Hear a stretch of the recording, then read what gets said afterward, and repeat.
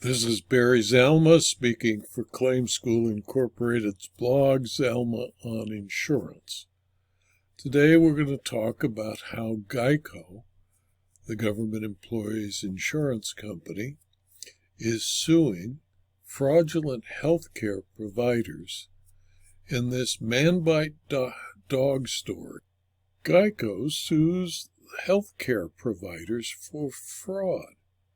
The United States District Court for the Eastern District of New York dealt with the GEICO's motion to 1. Stay all pending collection arbitrations, 2. Enjoin the dozens of defendants from commencing any additional arbitration or state court collection proceedings until the resolution of this federal action, and 3.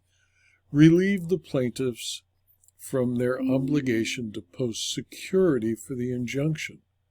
For the reasons stated below in Government Employees Insurance Company versus Lima Bins NP and dozens of other healthcare provider defendants, the USDC for New York on September 28, 2022, dealt with the need to stop the arbitration of billing for allegedly false medical treatment and claims under the New York no-fault law. The Government Employees Insurance Company, together with certain related companies that were collectively referred to by the court as GEICO, brought the action, where GEICO alleged that it has been the target of no-fault insurance fraud carried out by 38 individuals and entities named in the complaint and certain unidentified others. Most of the named defendants are healthcare professionals and one professional limited liability company, the healthcare defendants. The remaining defendants, the management defendants, are not healthcare professionals, but have secretly and unlawfully owned, controlled, and derived economic benefit from the services provided by the healthcare defendants in contravention of New York law. New York's no-fault insurance scheme requires an insurer to provide certain no-fault insurance benefits, referred to as personal injury protection or PIP benefits, to the individuals that they insure.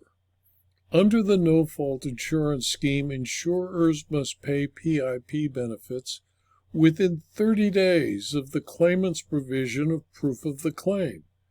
In arbitration proceedings to recover no-fault benefits, which insurers must provide for in their contracts, the process is an expedited, simplified affair meant to work as quickly and efficiently as possible. Now, GEICO stated that the scheme that was being perpetrated against it started around June of 2019, when the management defendants recruited the healthcare defendants to serve as the nominal or paper owners of the professional healthcare practices operated in their names. In exchange for compensation, the healthcare defendants then worked in various clinics throughout the New York area. The healthcare defendants treated patients who were referred to the clinics by personal injury attorneys or through a network of individuals who were paid by the management defendants for each insured that they delivered, basically cappers or runners. The healthcare defendants treated the insureds as if they had significant injuries and health problems in order to maximize reimbursements from insurance companies, despite the fact that most were involved in relatively minor accidents, to the extent that they were involved in any actual accidents at all. The no-fault claims were submitted through 34 different professional practices, all of which operated under the professional licenses belonging to the healthcare defendants. The claims were submitted through the 34 different entities likely to reduce the amount of billing submitted through any individual or entity or under any single tax identification number, thereby preventing GEICO from identifying the pattern of fraudulent charges. In the course of the scheme, the defendants submitted bills seeking more than $6.4 million in no-fault benefits. There is more than $4.3 million in pending no-fault insurance claims that have been submitted to GEICO by the defendants. In support of its fraud claim, GEICO submitted affidavits from two of the health care defendants, Julia K. and Irene Azer, who have settled with the company, in a chart totaling over 750 pages of allegedly fraudulent no-fault claims submitted by the defendants, which are merely a representative sample. The affidavits tell very similar stories of being hired by a woman named Wilma, presumably Wilma Tanglao, one of the management defendants.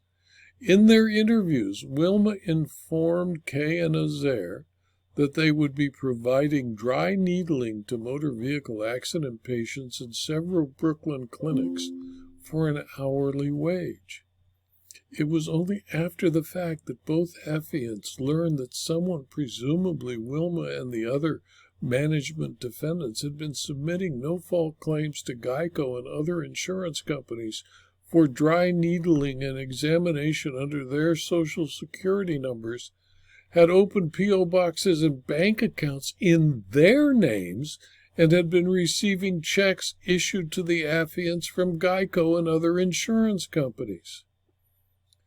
A movant, a person making the kind of motion that GEICO made, must demonstrate irreparable harm absent injunctive relief, and either a likelihood of success on the merits or a serious question going to the merits to make them a fair ground for trial, with a balance of hardships tipping decidedly in the plaintiff's favor. Courts in the U.S. District Court in New York have consistently found irreparable harm where there is a concern with wasting time and resources in an arbitration with awards that might eventually be at best inconsistent with the court's ruling and at worst essentially ineffective. Thus, when an insurer is required to waste time defending numerous no-fault actions, when those same proceedings could be resolved globally in a single pending declaratory judgment action, courts regularly find irreparable harm. GEICO asserts that there are over 950 pending arbitration proceedings filed by the 38 defendants, in addition to potentially hundreds more collection arbitrations and civil court collection suits.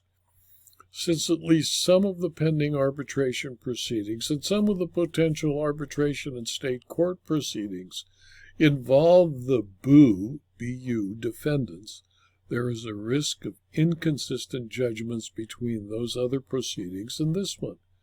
If defendants are no longer in operation and permitted to prosecute ongoing collection proceedings, GEICO's harm may not be limited to inconsistent judgments or the unnecessary expenditure of time and resources.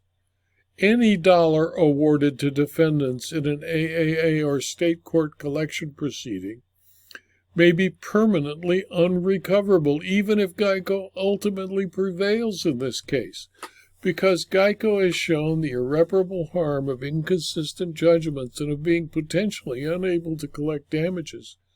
GEICO has shown irreparable harm. For a court to issue a preliminary injunction, the moving party must show either a likelihood of success on the merits or a sufficiently serious question going to the merits to make them a fair ground for litigation in a balance of hardships tipping decidedly in GEICO's favor.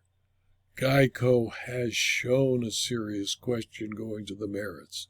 GEICO is seeking a declaratory judgment that the defendants have no right to receive payment for any pending bills submitted to GEICO, an estimated $4.3 million in pending no-fault insurance claims.